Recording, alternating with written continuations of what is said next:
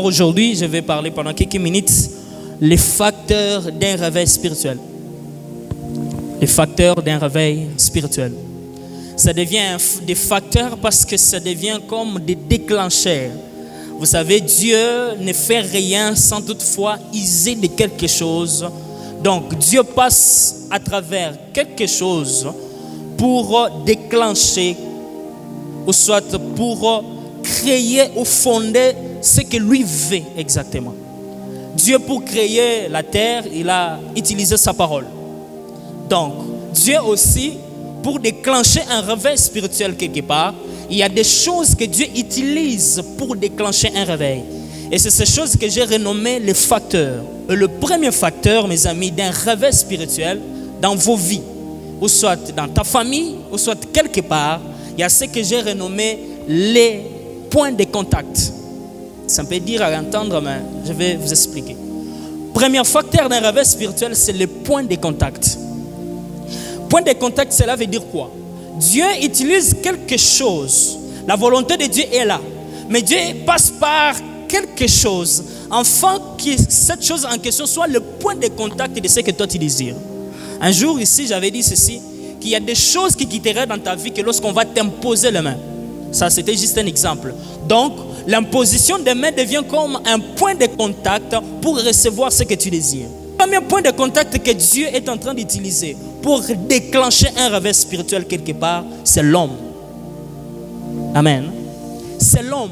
L'homme devient un point de contact que Dieu utilise pour déclencher un réveil spirituel. Ésaïe 46, le verset 11. Ésaïe, chapitre 46, le verset 11. La Bible déclare: c'est moi qui appelle de l'Orient un oiseau de proie, d'une terre lointaine un homme, pour accomplir mes desseins. Je l'ai dit, je les réaliserai. Je l'ai conçu et je l'exécuterai. Ésaïe 46, le verset 11. Il dit ceci que moi, Dieu, j'appelle d'une terre lointaine, mais je peux appeler quelqu'un de loin pour venir ici en ces lieux et déclencher un réveil spirituel qui est le dessein de Dieu. Et si j'aimerais juste vous encourager et réveiller la conscience de quelqu'un, discernez souvent les hommes de Dieu qui passent devant nous et partagez la parole de Dieu. Ces personnages, mes amis, sont des points de contact que Dieu utilise pour te donner ce que tu désires. Il dit, c'est moi Dieu qui appelle un oiseau de proie, d'une terre lointaine une personne, un homme, pour accomplir mes desseins à moi. Et qui dit les desseins, c'est la volonté de Dieu ou le plan de Dieu. Et le plan de Dieu est que tu puisses vivre une vie surnaturelle. Et quand tu cherches les réveils spirituels, Dieu te fait rencontrer avec un homme qui doit t'aider pour déclencher ce que toi tu désires. C'est comme ça que Dieu a travaillé même dans l'Ancien Testament. Pour qu'il y ait un réveil spirituel en Égypte, parmi les enfants d'Israël, Dieu a passé par qui? Par Moïse. Parce qu'il savait que Moïse, en ce moment-là, Moïse devient un point de contact pour déclencher un réveil parmi les enfants d'Israël en Égypte. Et aujourd'hui, mes amis, il n'y a pas Moïse. Aujourd'hui, il y a toi et moi. Chaque personne au milieu de nous, nous sommes des sources porteurs d'un réveil spirituel dans nos familles. Et je peux aller même plus loin, même pas dans nos familles, mes amis, même dans nos quartiers, mes amis. Là où toi tu es, tu deviens une source d'un réveil spirituel. Et laisse-moi te dire que c'est toi qui es un facteur déclencheur d'un réveil spirituel. Et comme je le disais, il n'y a pas seulement le point de contact qui est comme un homme. Il y a aussi ce que je suis en train de parler, les liés. Donc parmi les points de contact, il n'y a pas seulement les hommes, il y a aussi les liés, aussi les endroits. C'est un exemple seulement. C'est dans cette église qu'on a organisé 3 semaines de réveil spirituel. Est-ce que c'est dans toutes les églises de ces quartiers qu'on a organisé 3 semaines de réveil spirituel? Non. Donc, cet endroit en question pour le moment, ça devient un endroit par lequel Dieu a utilisé pour déclencher un réveil spirituel dans ta vie ou soit dans ta famille. C'est que vous allez comprendre qu'il y a des gens, lorsqu'ils sont ici à Lubumbashi, le ministère n'avance pas. Mais lorsqu'ils partent quelque part, les choses commencent à avancer. Donc Dieu utilise aussi les endroits pour déclencher déclencher un réveil spirituel. Il y a des endroits où tu es poussé par le Saint-Esprit. Afin que tu sois à le point de... Ces endroits en question deviennent le point de contact afin que tu puisses recevoir la visitation de Dieu. Mes amis, la visitation de Dieu dépend aussi des endroits à l'autre. Élisée, mes amis, pour qu'il puisse recevoir les doubles portions de l'onction, comme on a toujours dit, d'Élie, vous savez ce qu'Élisée a fait? Il faut qu'Élisée accompagne Élie partout où il ira. Vous savez, Élie a dit à Élisée, mais reste là. Il a dit non, je ne te laisserai pas. Il part.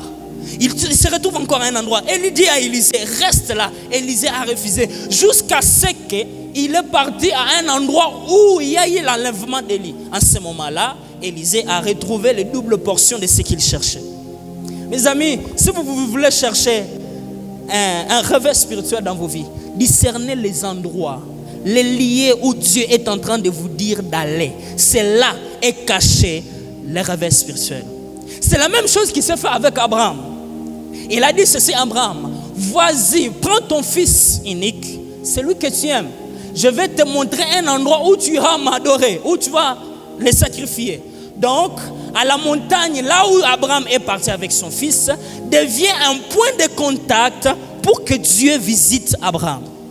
Et j'aimerais vous dire une chose, mes amis, cette église, c'est un endroit que Dieu a utilisé pour vous visiter. Actes chapitre 2, le verset 1 à 2. Actes chapitre 2, le verset 1 à 2. La Bible dit, le jour de la Pentecôte, ils étaient tous ensemble dans le même lieu. Donc, la chambre haute devient un point de contact pour que Dieu visite les disciples.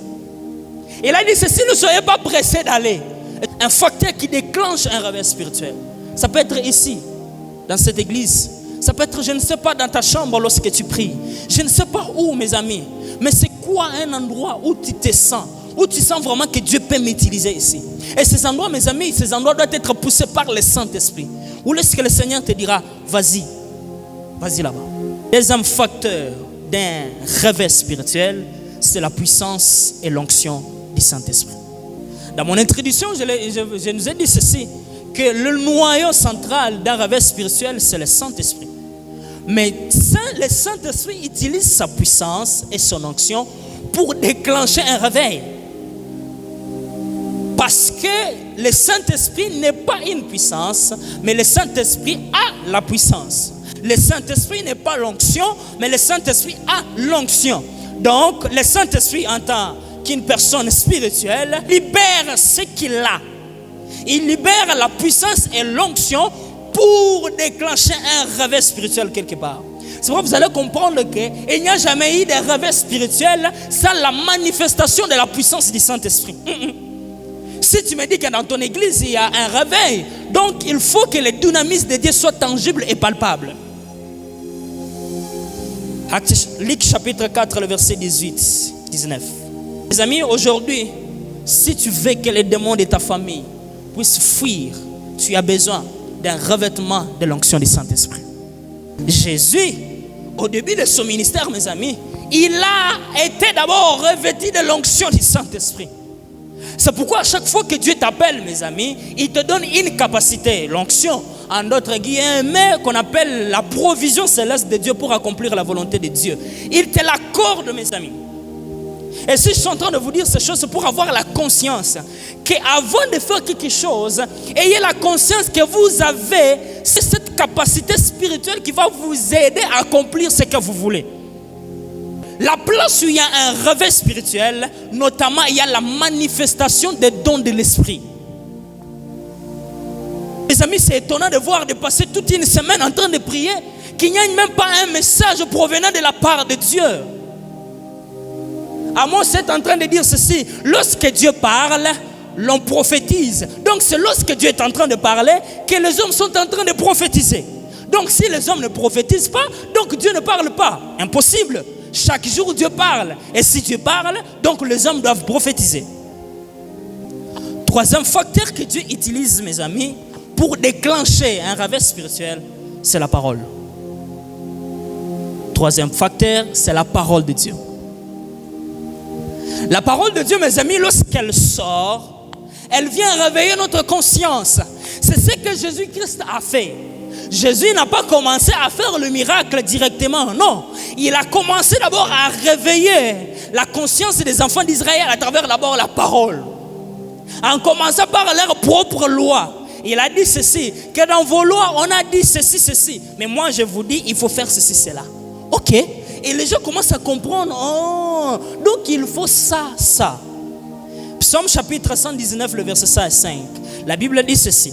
Ta parole est une lampe. La parole de Dieu est une lampe à mes pieds et une lumière sur mon sentier. Dans mon introduction, je dis ceci, qu'un réveil spirituel, donc c'est une transition entre un état d'inactivité vers un état d'activité. Quelqu'un qui ne faisait rien, lorsqu'un réveil vient quelque part, ok, tu commences à avoir la conscience de ce que tu devais faire exactement.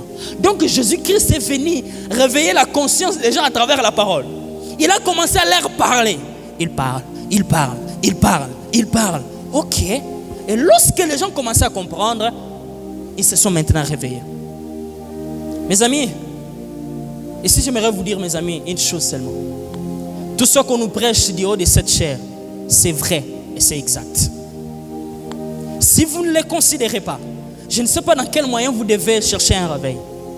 Je ne sais pas comment vous devez chercher un réveil. Mais je vais vous dire ceci, que Jésus-Christ a usé de la parole de Dieu pour déclencher un réveil parmi les Juifs. Parce que c'est cette parole qui doit un peu t'éclairer de là où tu étais aveugle, mes amis. Dieu répond à nos prières, mais exauce sa parole. Je répète. Souvent, lorsque nous prions, Dieu répond à nos prières, mais il exauce sa parole. Parce que des fois, il y a la différence entre répondre à nos prières et exaucer nos prières. Et répondre à nos prières, c'est une parole répliquée contre l'autre. Lorsque tu pries, le Seigneur t'envoie ta parole. Et lorsqu'il accomplit sa parole, c'est ça l'exaucement de tes prières. Souvent, mes amis, Dieu répond à nos prières. Il réplique une parole contre la tienne. Donc quand je prie, il parle aussi. C'est en ce moment-là que la prière devient une relation. La prière devient une relation lorsque ça devient un dialogue. Je parle et l'autre il réplique.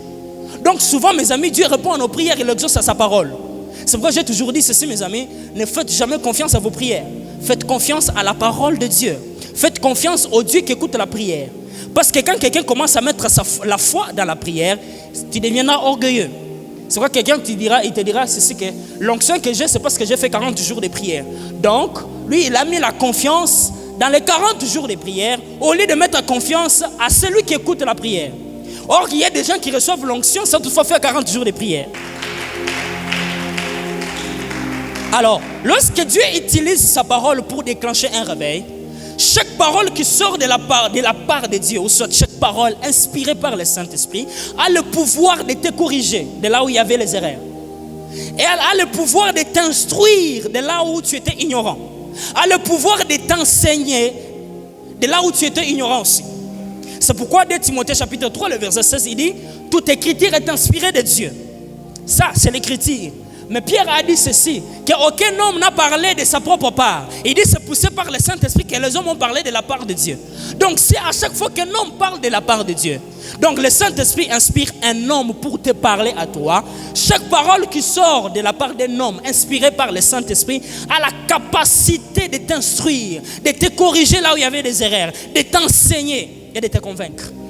C'est pourquoi ce n'est pas un homme qui doit te prophétiser pour te convaincre. Non, c'est la parole qui sort de la bouche d'un prophète qui doit te convaincre. Parce que cela est inspiré par le Saint-Esprit. La parole de Dieu nous accorde une nouvelle vision de nous-mêmes. C'est ce que Jésus-Christ a fait au début. Vous savez, les enfants d'Israël dans le temps, ils étaient tellement, je vais dire, condamnés.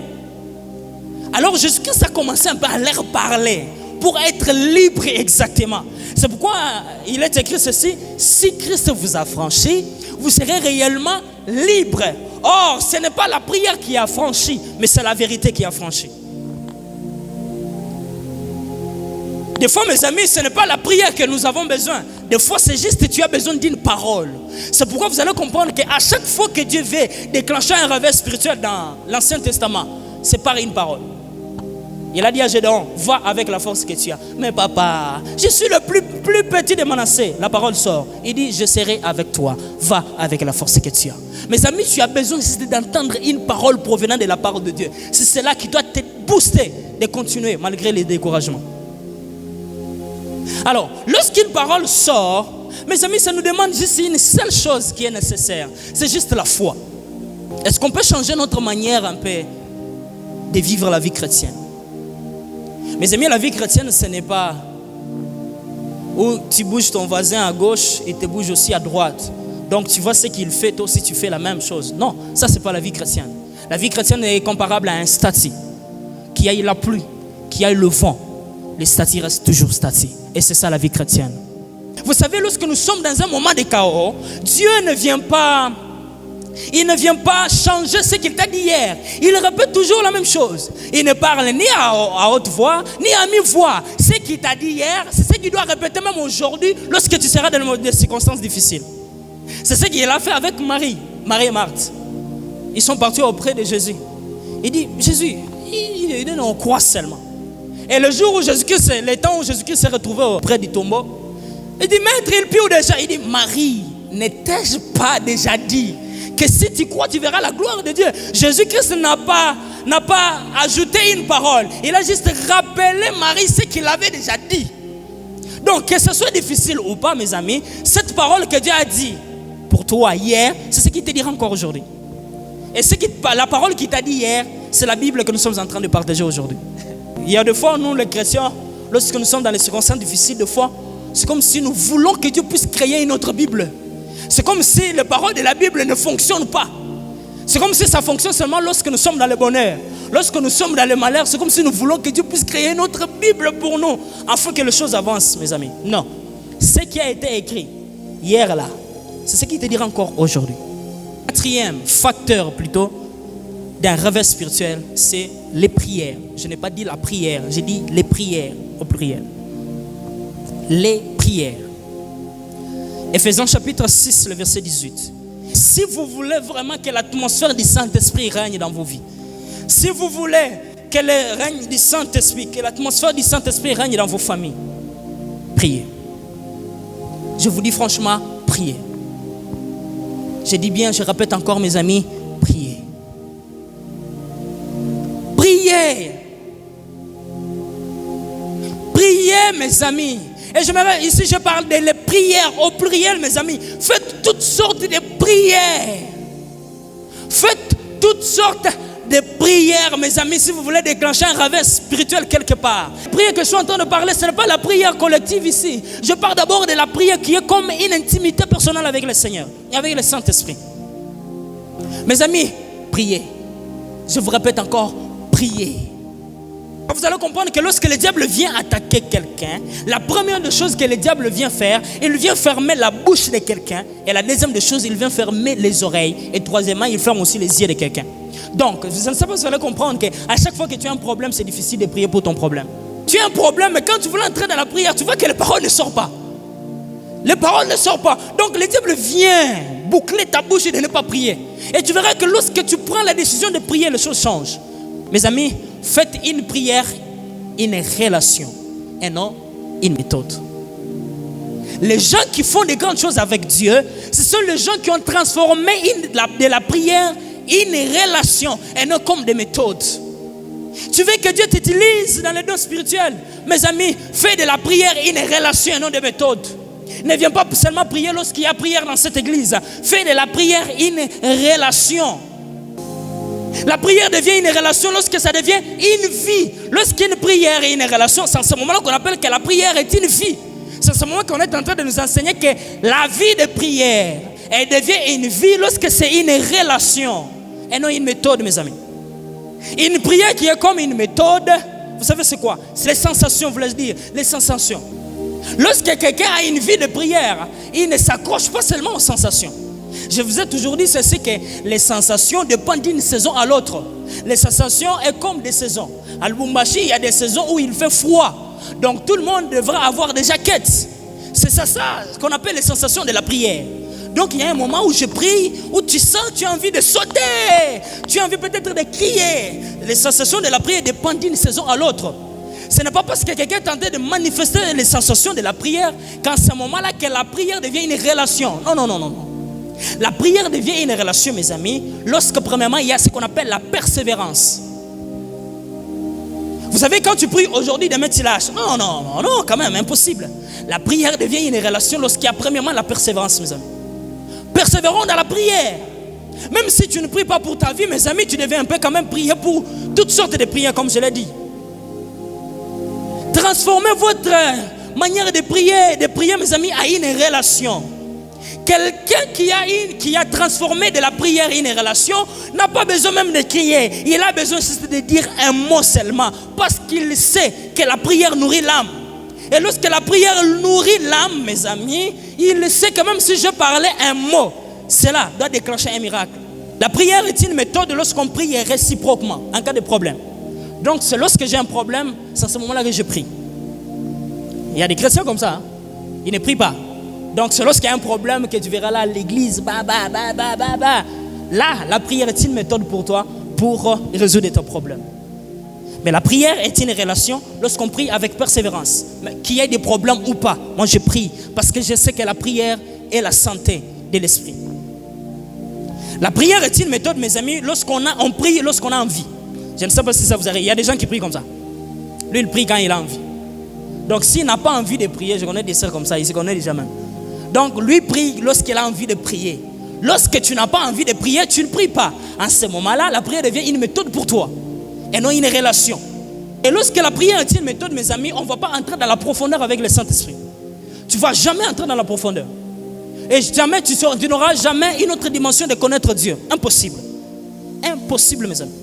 Les gens qui ont la connaissance profonde de Dieu dans la prière, ce sont les gens qui persévèrent. Lorsque quelqu'un fait de la prière une méthode, il a peu d'expérience avec Dieu. Vous allez comprendre que nous pouvons être dans une même église, mais il y a des gens qui font beaucoup de choses avec le Saint-Esprit que toi. Et ils ont fait de la prière une relation, toi tu fais de la prière une méthode. Donc tu pries en cas de problème, tu pries lorsque tu as envie. En ce moment-là, tu n'auras jamais beaucoup d'expérience avec le Saint-Esprit. Parce que quelqu'un qui est fidèle à la prière, il devient comme un ami fidèle de chaque jour. En ce moment, Dieu peut l'utiliser n'importe quand, n'importe où. Il sait que celle-ci, si je le dis, de faire ceci, cela, il le fera. Une personne qui a fait de la prière une méthode a la difficulté d'écouter la voix de Dieu. Ça vous allez comprendre que, oh, comment Dieu parle? Mes frères, depuis que toi tu as commencé à prier, tu ne sais pas comment Dieu parle. Hein? Tu sais pourquoi tu as du mal de connaître que c'est Dieu qui me parle? C'est parce que tu fais de la prière une méthode. Mais la personne qui a fait de la prière une relation, il sait comment mon époux est en train de parler. C'est quelqu'un qui est proche de quelqu'un qui peut reconnaître que non, la sœur qui parle là, la personne qui parle là, c'est telle sœur, c'est tel frère. Parce que je reconnais la voix de mon mari. Je reconnais la voix de mon ami. Qu'il puisse changer de voix ou pas, je reconnais que ça, c'est comme ça, il parle lui. Parce que je sais que nous avons une relation avec lui. Mais vous qui priez momentanément, vous priez juste quand vous avez envie ou quand vous avez des problèmes, vous aurez tellement du mal d'écouter Dieu. Et plus le même, vous aurez du mal même de prophétiser. Vous aurez du mal même de manifester le don de l'esprit. Parce que pour manifester le don de l'esprit, il faut d'abord savoir comment Dieu parle. Et je vais vous dire une vérité. La plupart des gens qui utilisent le don spirituel chaque jour, chaque fois, ce sont les gens qui ont une relation avec Dieu dans la prière. Tu sais pourquoi toi tu utilises le don de l'esprit aujourd'hui, demain tu lâches? C'est parce que tu n'es pas dans une relation avec celui qui t'utilise. Parce que souvent il te parle, mais tu ne sais pas quand il parle. Toi tu crois vraiment qu'il parle seulement comme ça. C'est parce que tu n'as jamais eu une relation avec lui. Lorsqu'une prière, mes amis, devient une relation,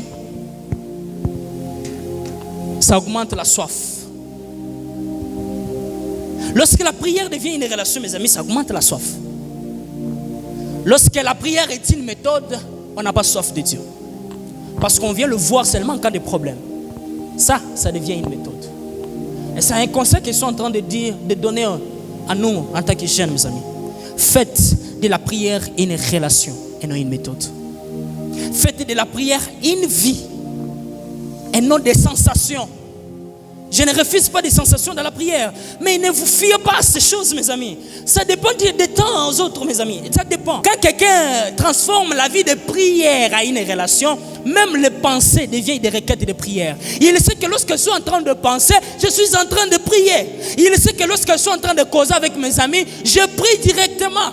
il sait déjà que lorsque je suis en train de conseiller cette personne, le conseil déjà est une prière pour cette personne.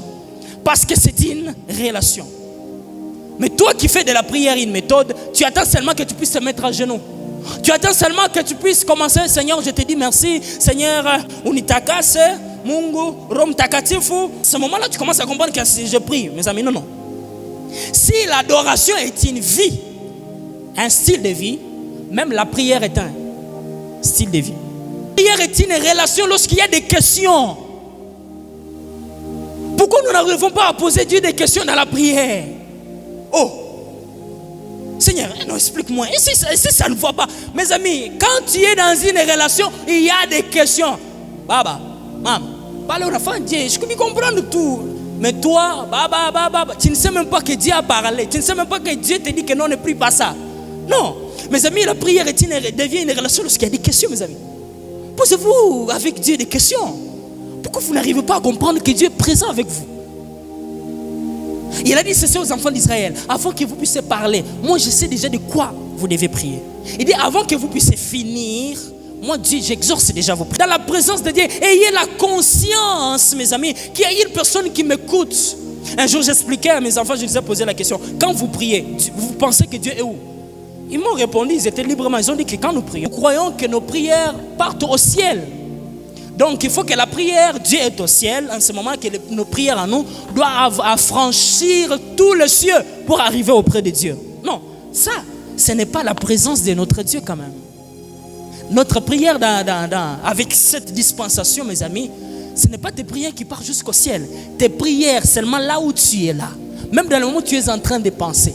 Il t'écoute parce que celui qui est uni avec Dieu est avec lui un même esprit. Ton esprit et l'esprit de Dieu, ça devient one. Et lorsque ça devient one, tout ce que tu penses, c'est comme si Dieu connaît d'un coup. Et non, une seconde, non, petit coup, il connaît. Parce que ton esprit et l'esprit de Dieu, c'est un seul esprit. S'il vous plaît, mes amis, transformez notre manière de prier à une vie de prière. S'il vous plaît. Est-ce qu'on peut acclamer le Seigneur?